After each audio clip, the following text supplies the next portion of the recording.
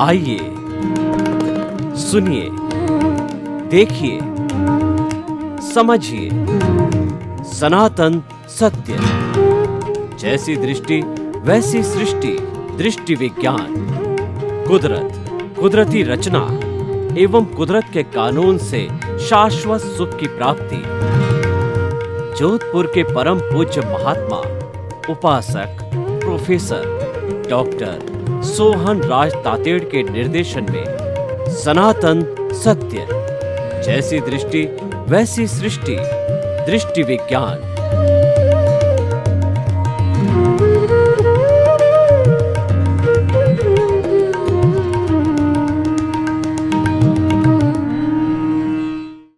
भाई और बहनों, मातृशक्ति को नमन। आज का हमारा बहुत सुंदर विषय ट्रस्टीशिप का सिद्धांत। इस सिद्धांत को व्यक्तिगत स्तर पर लागू कर सकते हैं, हो सकता है, और पारिवारिक स्तर पर कर सकते हैं, सामाजिक स्तर पर कर सकते हैं, राज्य के स्तर पर कर सकते हैं, देश के स्तर पर कर सकते हैं और विश्व के स्तर पर कर सकते हैं। और विश्व की 7.8 अरब की जनसंख्या सब पे ये लागू होता है, क्योंकि इसमें कोई कठिनाई नहीं है, इसमें कोई स्वार्थ की बात नहीं है। ट्रस्टीशिप का अर्थ होता है बांट बांट कर लेना, और व्यक्तिगत रूप से ये लागू ऐसे होता है कि हम सब प्रकृति के दास हैं। प्रकृति हमारी माँ है, प्रकृति हमारी क्रिएटर, ऑपरेटर और डिस्ट्रॉयर है। प्रकृति हमको जन्म देती है, पालन पोषण करती है, और हम प्रकृति में ही विलीन होते हैं। यानी न तो कुछ लेकर के आते हैं और न कुछ जो है लेकर के जाते हैं। जो हमारा जीवन होता है, जिसको आयुष्य कर्म कहते हैं, उस कर्म के अंदर हम जो है सिर्फ उसको कर्म को भोगने के लिए आते हैं। यानी we are the guest, user and sufferer of the nature. देखिए, जब हम किसी होटल में जाते हैं और 24 आवर्स के लिए होटल का हमने किराया दिया, चेक इन किया, तो 24 आवर बाद चेक आउट होता है, तो उसके बाद हमारा समय समाप्त हो जाता है और हमको वहाँ से खाली करना होता है। क्यों खाली करने होता है? कि हमने जितना किराया था एंजॉय कर लिया, जितना यूज़ करना था यूज़ कर लिया। अब सफरर की बात तो ये कुदरत के साथ आती है, क्योंकि हमारे जो कर्मों का भुगतान है वो कुदरत के द्वारा संजोग जुटाने से ही होता है। अगर कुदरत संजोग न जुटाए तो हमारे कर्मों का निपटारा नहीं हो सकता है और हम कभी मुक्ति में नहीं जा सकते हैं। मुक्ति में जाने के लिए कुदरत का एक माँ की तरह पूरा सहारा है। माँ बाप जो होता है, बच्चों को किसी के लायक बनाने के लिए एड़ी से चोटी तक का जोर लगा देते हैं, तो कुदरत भी संजोग जुटा करके पूरा जोर लगाती है कि इसकी जितनी व्यक्ति की कॉजल अच्छा व्यक्ति है, इसकी कॉजल बॉडी जल्दी से जल्दी समाप्त हो जावे, इसकी अज्ञानता जल्दी से जल्दी समाप्त हो जावे, तो वह हमें जो है वो संजोग जुटाती है। और जो जिस व्यक्ति के साथ हमारा हिसाब है, लेन देन है, जिसको हमने दुख दिया है या जिसकी सेवा की है, तो वो वापस हमारी सेवा करने के लिए उपस्थित हो जाता है। उसमें द्रव्य, क्षेत्र, काल और भाव जो है वो काम करते हैं इन संजोगों को जुटाने के लिए, तो वो सफरर की श्रेणी में आता है। देखिए, ट्रस्टीशिप का सिद्धांत क्या है?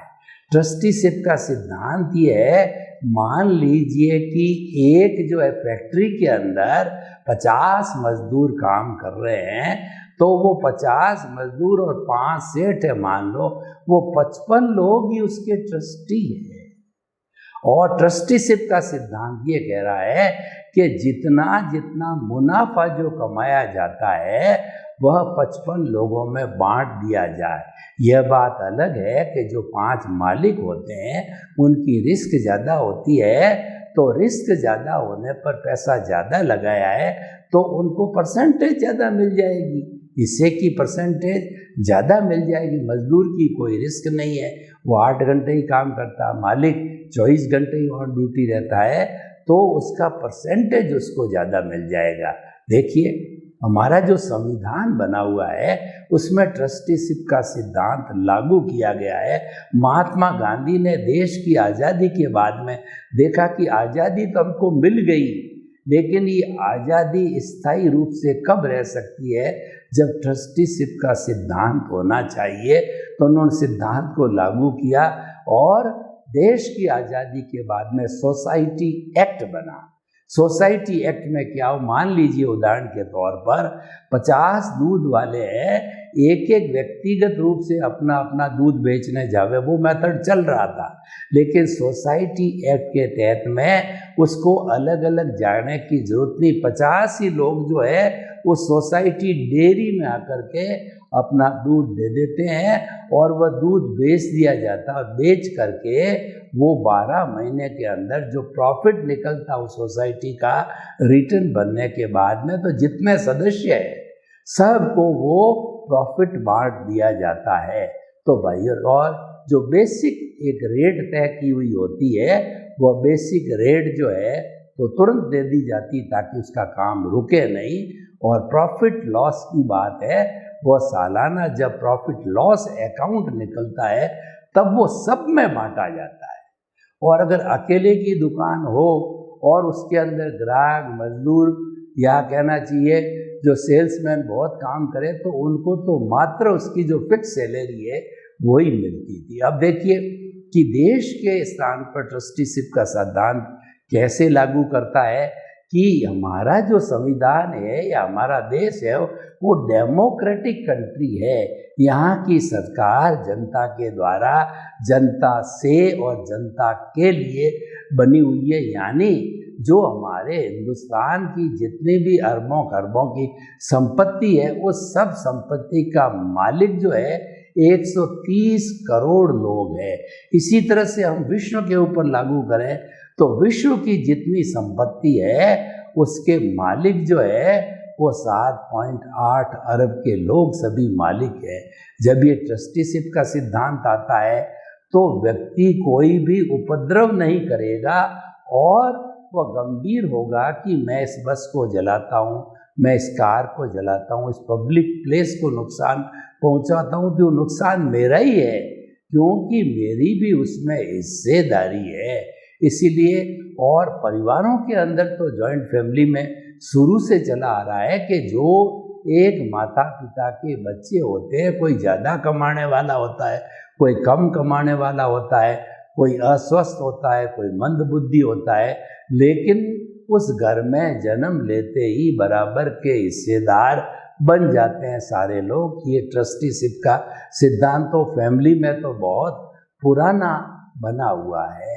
तो भाई और बहनों, हम ये कहना चाहते हैं कि ट्रस्टीशिप का सिद्धांत लागू होने पर या उसको पालन करने पर किसी को कोई ऐतराज नहीं होता है और झंझटबाजी भी सारी मिल जाती है, क्योंकि सबको मालूम है कि ये न्याय की नीति है, भाई सबको बराबर मिलेगा, बराबर मिलेगा।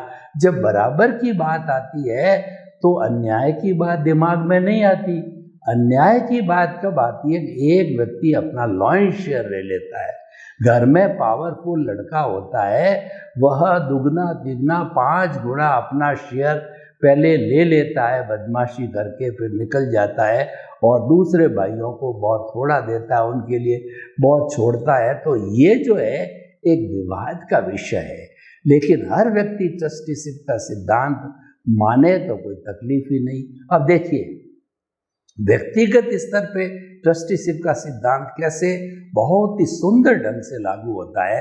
मान लीजिए आपकी करोड़ों की संपत्ति का एक बहुत बड़ा बंगला आपके नाम पट्टाशुद्ध है, तो वो आपके नाम पट्टाशुद्ध है, आपका ही रहेगा, कोई लेने वाला नहीं है।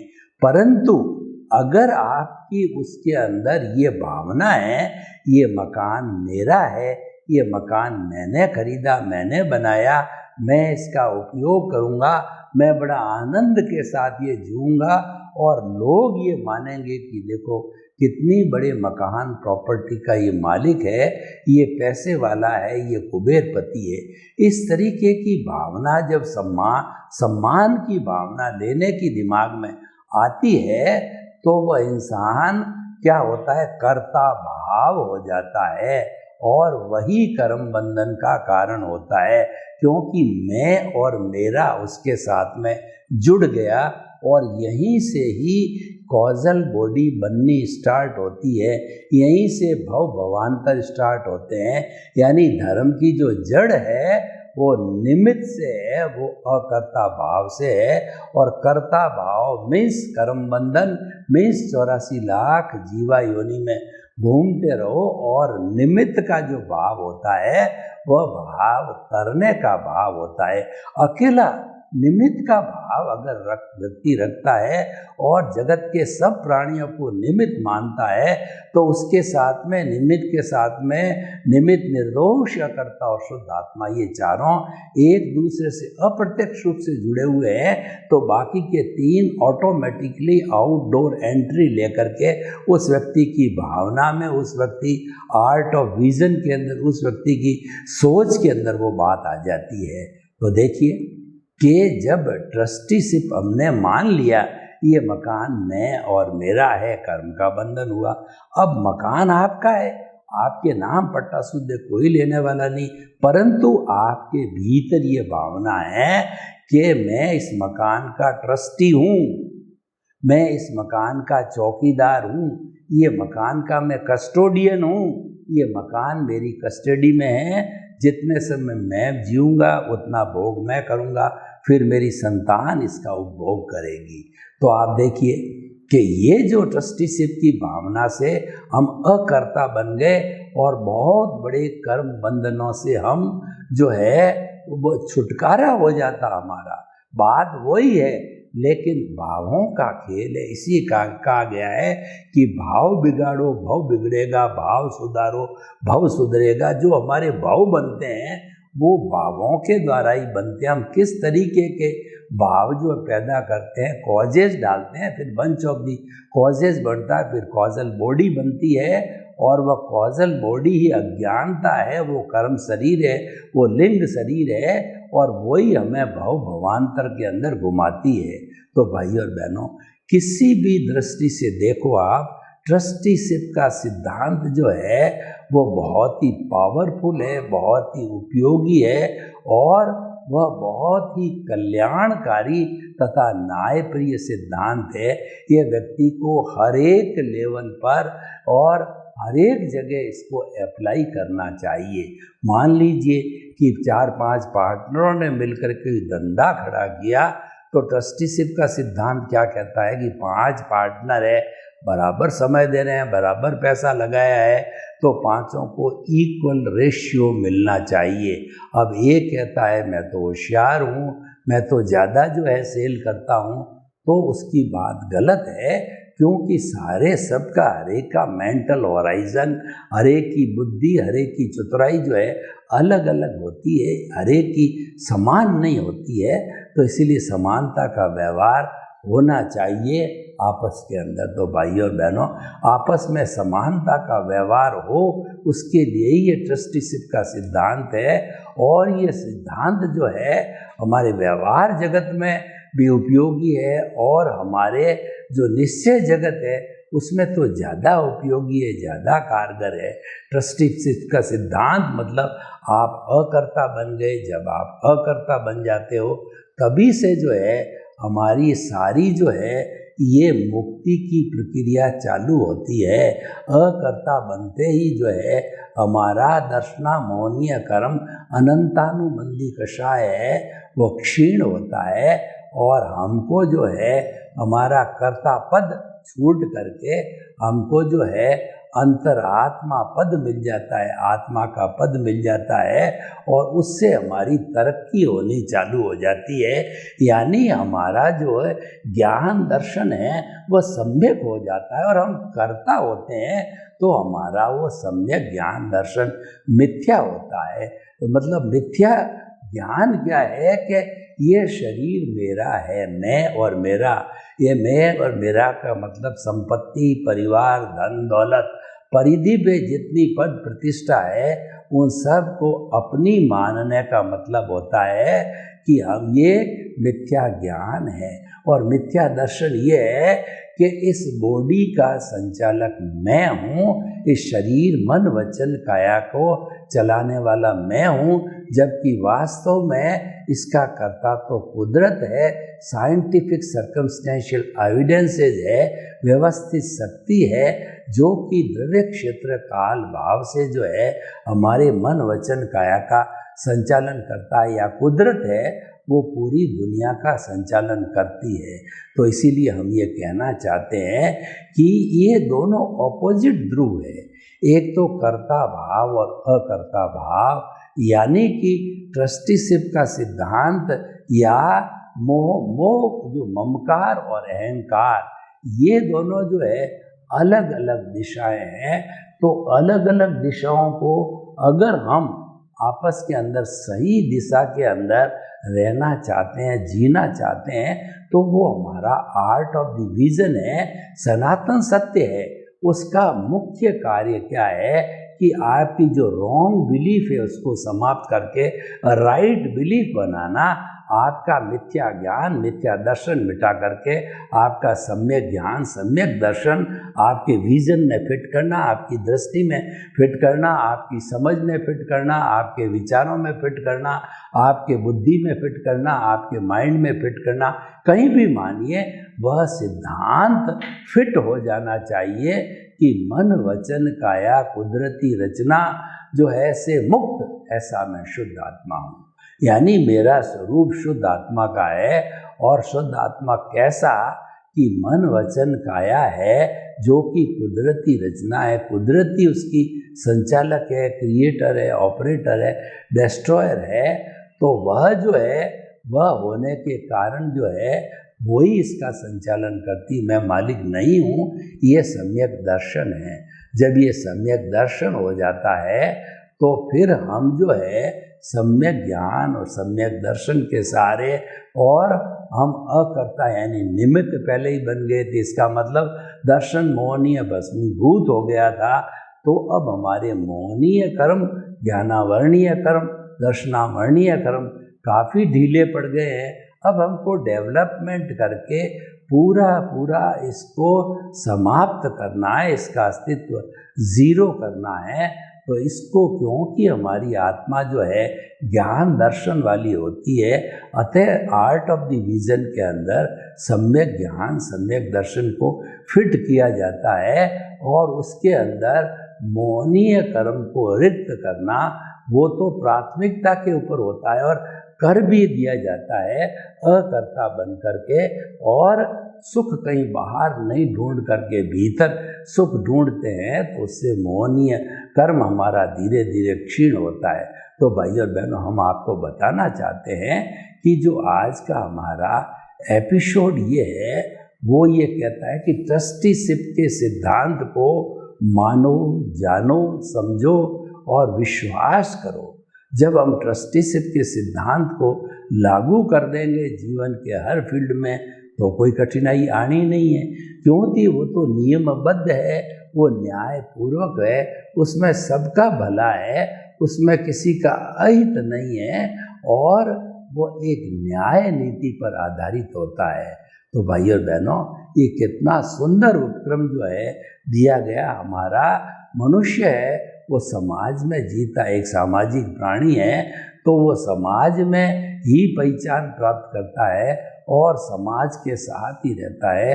तो ऐसी स्थिति के अंदर जो है हमें सभी हिलमिल करके प्रेम पूर्वक जीवन यापन करना चाहिए। उसके लिए ट्रस्टीशिप का सिद्धांत बहुत ही कारीगर होता है, जो कि न्याय की श्रेणी में आता है, जिसकी दिशा न्यायपूर्वक है और उसके अंदर किसी प्रकार का लगाव, पक्षपात वगैरह नहीं होता है। तो भाई और बहनों, ये ट्रस्टीशिप का सिद्धांत है, हमें बहुत अच्छी तरह से समझना चाहिए।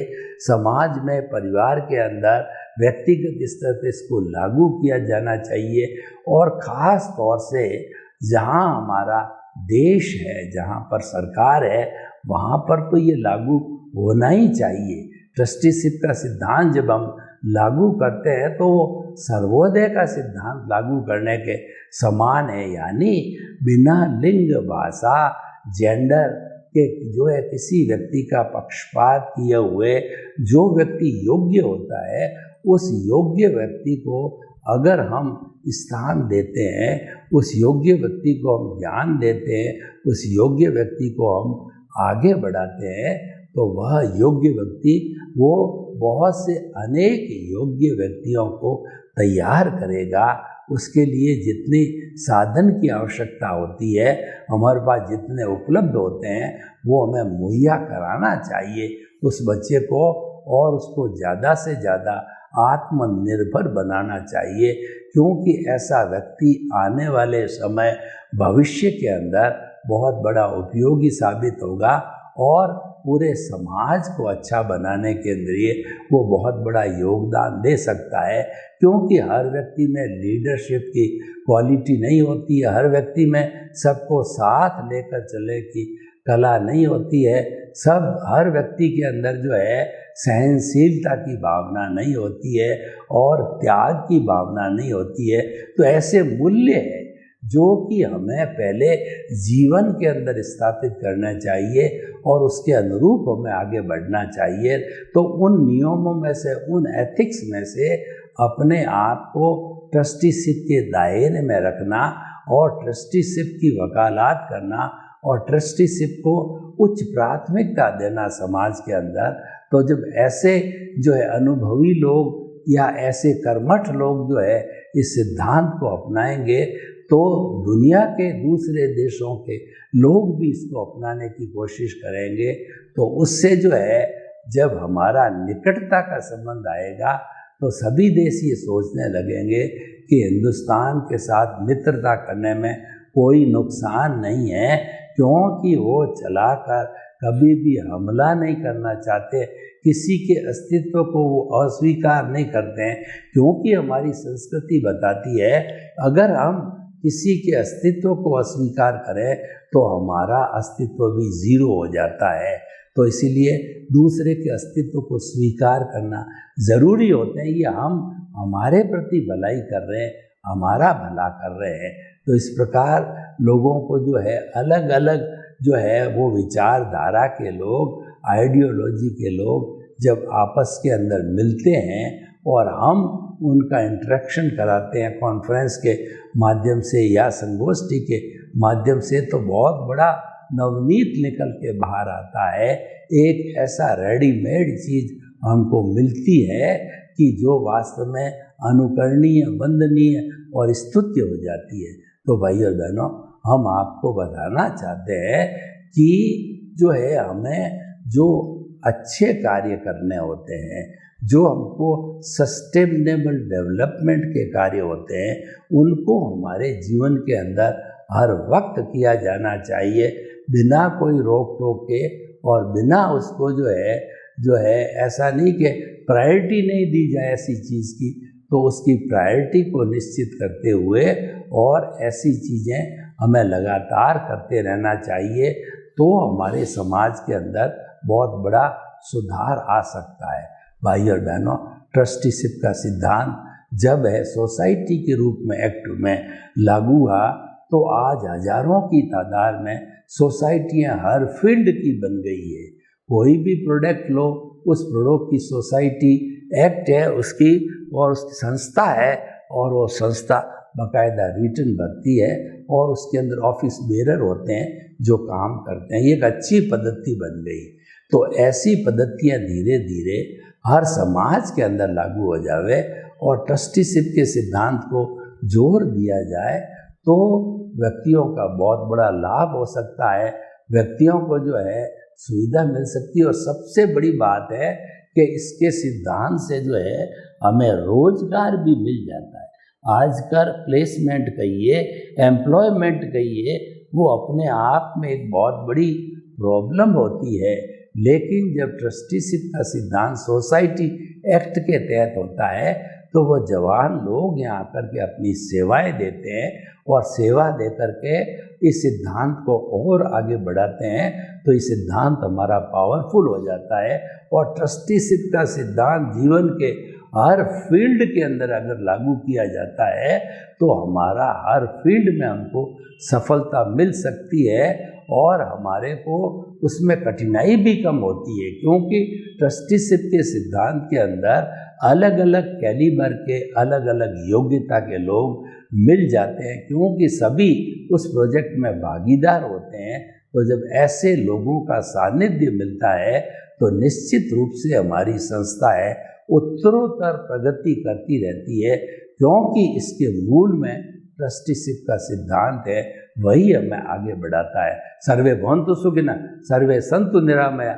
लोग के सब जीवों को सुख मिले, शांति मिले, आनंद मिले, प्रेम मिले और हम सभी मिल करके ट्रस्टीशिप का सिद्धांत लागू करके वसुधैव कुटुम्बकम की पुनर्स्थापना करें। आपके प्रति मंगल भाव। ओम शांति।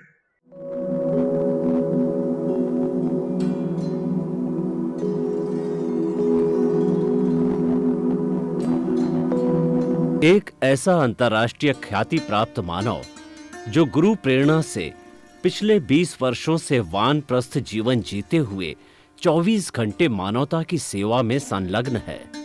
एक ऐसा मानव जो अभी राष्ट्रीय, अंतर्राष्ट्रीय टीवी चैनलों पर 7,500 एपिसोड के माध्यम से सनातन सत्य, आत्मविज्ञान एवं पुनरुत्थान, व्यवहार एवं निश्चय जगत के जीवनोपयोगी विषयों पर हृदय स्पर्शी प्रवचन कर चुका है। उस मानव का नाम है महात्मा उपासक प्रोफेसर डॉक्टर सोहन राज तातेड़। प्रोफेसर तातेड़ द्वारा योग, दर्शन, शिक्षा विषयों पर रचित पीएचडी स्तर के 250 शोध ग्रंथ भारत के 100 प्रतिष्ठित विश्वविद्यालयों में शोधार्थी पढ़ रहे हैं तथा वे सभी शोध ग्रंथ वहां की सेंट्रल लाइब्रेरियों में उपलब्ध हैं। महात्मा सोहन राज ने अभी तक हजारों स्कूलों, कॉलेजों, विश्वविद्यालयों एवं संस्थाओं में सेमिनार, वर्कशॉप, कैंप लगाकर लाखों विद्यार्थियों को योग, दर्शन, शिक्षा का प्रशिक्षण देकर उन्हें सुसंस्कारित किया।